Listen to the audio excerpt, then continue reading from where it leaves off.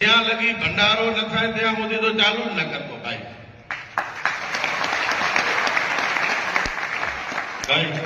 December મહિનામાં છે હો ભાઈ ભંડારો, યાદ રાખજે. ડિસેમ્બરનું છે 2, 3 ને 4 ત્યાં સુધી ક્યાં ચેક ચૂક કરીને અહીંયા કારો પાટ કરતો રહીને ભાઈ મુજો બાવા કઈ આવશે. ના, આપણી સાચી વાત છે ભાઈ. પછી તું તારે કોઈ પ્રદૂષણ ન ઉડે એના કાંઈ જંતર તંતર લગાવે ને આપણે કોઈ નુકસાન ન થાય, જગ્યામાં પ્રદૂષણ ના આવે તો આપણે એમાં એગ્રી છીએ. એગ્રી નથી એવું નથી, બધા એગ્રી છે. એગ્રી ક્યાં છે છતાં છેલ્લો નિર્ણય કેના હાથમાં છે? દાદાના હાથમાં છે. અને ઈ દાદાનો નિર્ણય છેલ્લો કેના હાથમાં છે ખબર છે? સમાધિવાળાના હાથમાં છે. એનો છેલ્લો નિર્ણય ત્યાં છે. અને હું તો એટલા સુધી કહું કે આ જગ્યામાં માઇકમાં બોલો અથવા એમ જ બોલો કે ખોટો ન બોલજો. કેમ કે તમે ખોટો 5 જણા કને બોલી શકો, પણ આ જગ્યામાં સમાધિનો હુદલ ધણી સાંભળી જાય ને ખોટો, એ આપણો લિસ્ટમાંથી નામ કાઢી નાખે.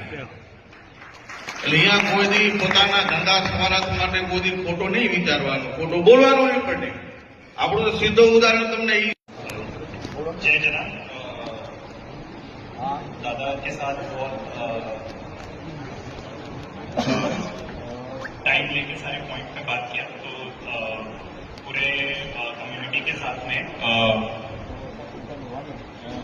जो डिस्कशन हुआ है कि जितना भी आपका पॉइंट है और 22 साल का जो पोल्यूशन का प्रॉब्लम है, हमारी कंपनी श्री मेटालिक्स जिसने इसे दिसंबर में टेक ओवर लिया है, वो सारे पोल्यूशन का काम करके ही फैक्ट्री शुरू करेगी. कोई भी प्रॉब्लम हो और कोई भी सिस्टम नहीं लगा हुआ हो प्लांट के अंदर में, वो फैक्ट्री शुरू नहीं होगी.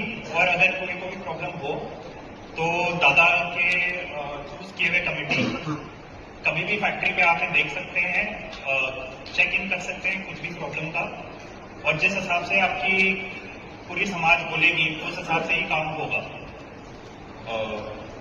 उसके अलावा उस लिस्ट में जो पॉइंट है डिस्कशन के बाद में जैसे जैसे हमारे बात हुए हैं उस हिसाब से सब कुछ श्री मेटालिक्स करेगी और फैक्ट्री को कच्छ का सबसे साफ स्टील फैक्ट्री बनाने का पूरा प्रयास करेगी.